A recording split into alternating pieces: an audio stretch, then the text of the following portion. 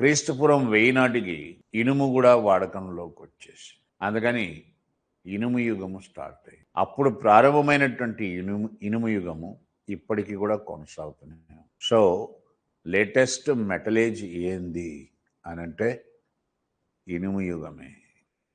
ఇప్పటికీ కొనసాగుతున్నటువంటి లోహయుగం ఏది అంటే ఇనుము యుగం. మనమంతా ఇనుము యుగంలోనే ఉంటాం కూడా.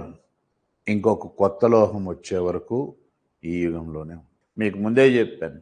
ఆర్కియాలజీలో సాంప్రదాయం ఏమిటంటే, పురావస్తు శాస్త్రంలో ఒక కొత్త లోహం వచ్చింది అంటే ఒక కొత్త యుగము, ఏ లోహం అయితే వచ్చిందో ఆ లోహం పేరుతో ఆ యుగము స్టార్ట్ అవుతుంది. ఇప్పటికీ కొనసాగుతున్న యుగం ఏమిటి అంటే ఇనుము యుగము.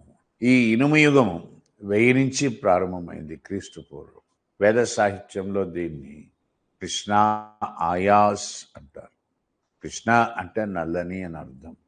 ఆయాస్ అంటే లోహము, నల్లని లోహం. ఇది 1000 నుంచి ప్రారంభమై ఇప్పటికీ కొనసాగుతుంది. ఇది లోహయుగాల మీద ఒక బేసిక్ అండర్స్టాండింగ్.